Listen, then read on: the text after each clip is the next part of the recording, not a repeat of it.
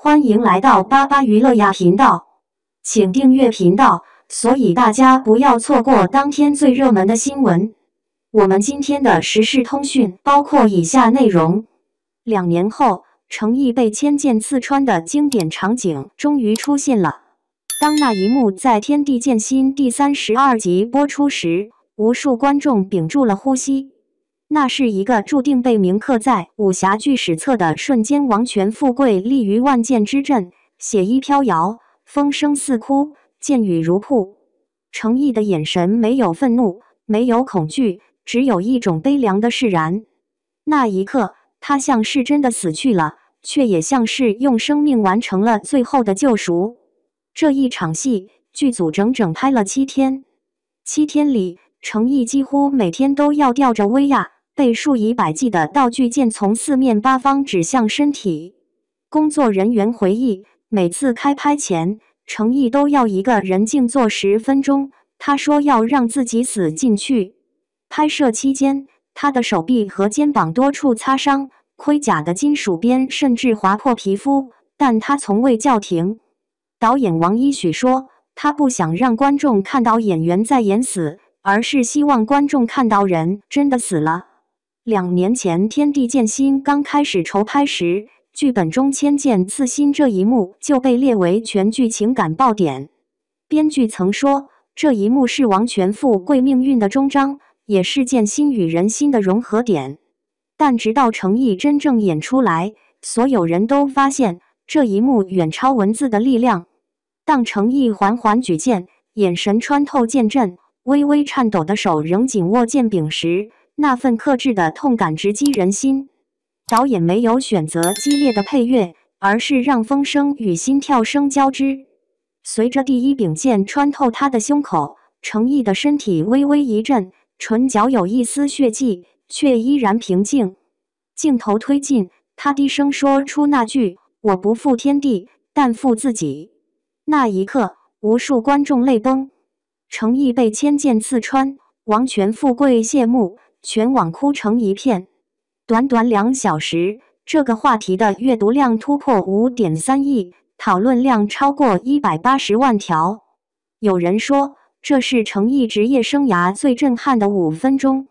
也有人说，那不是演戏，那是程毅灵魂的燃烧。其实，这一幕的震撼不仅来自画面，更来自程毅对角色长达2年的沉淀。拍摄《天地剑心》期间，他多次在采访中提到，王权富贵是我演过最重的角色。他活得太痛苦，也太孤独。从少年执剑，到独占天下，再到以身化剑，他的生命线几乎与剑融为一体。为演好千箭刺心，程毅特意重新练习剑术和身体控制。他希望在被刺的瞬间，身体能呈现出被命运贯穿的弧线，而不是简单的痛苦反应。他甚至亲自参与动作设计，在一次排练时因为过度用力，腰部拉伤。工作人员劝他休息，他笑着说：“痛一点也好，这样我能更快进入他的世界。”这一场戏的情绪层次极其复杂。程毅不仅要表现肉体的痛苦，更要呈现灵魂的解脱。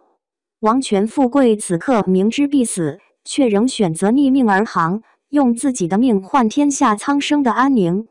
这种悲壮式的温柔，程毅用极细微的表情变化演绎得淋漓尽致，眼底闪过的那一点光，像极了垂死前的信念。观众纷纷留言，他的眼神像一口古井，深不见底。他死的时候，我感觉整个江湖都安静了。这不是一场死亡，而是一种升华。这一幕播出后，《天地剑心》的热度再次飙升，爱奇艺热度突破9130，全网相关话题总阅读量破10亿。各大平台的评论区几乎被程毅演技封神刷屏。许多专业影评人评价程毅用这一场戏完成了他从演员到艺术家的跨越。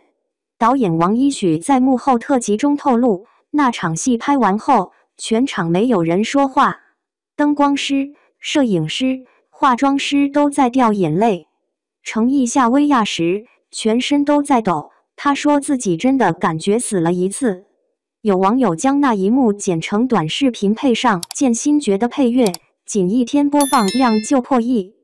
B 站上有弹幕写道：“这是程毅最美的一次死，也是王权富贵最悲壮的活。”程毅本人在剧后采访中谈到这场戏时，语气依旧平静：“那场戏对我来说像是一场告别，我把自己交给了角色，也算对他有个交代。其实拍完那一刻，我是空的。空，这是程毅常说的一个词。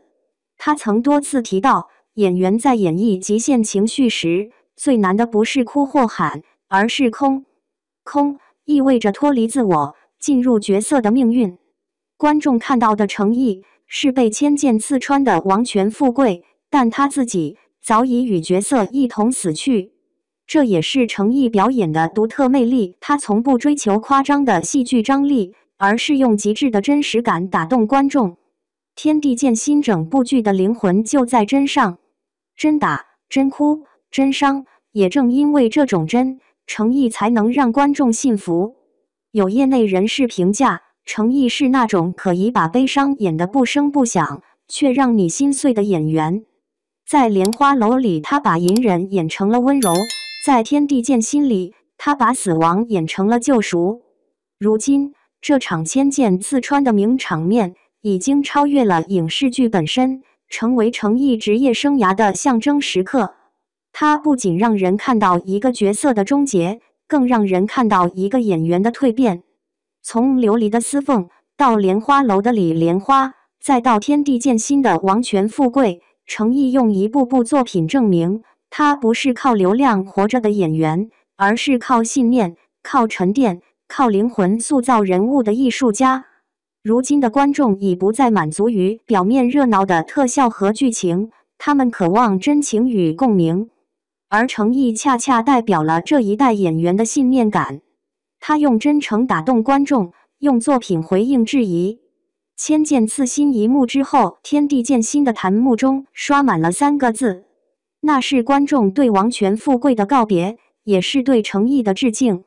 他用一场死唤醒了观众对武侠精神的敬意，他用一场痛让人重新相信心中有剑的浪漫，他用一场别离将程毅这个名字刻进了属于中国武侠的新篇章。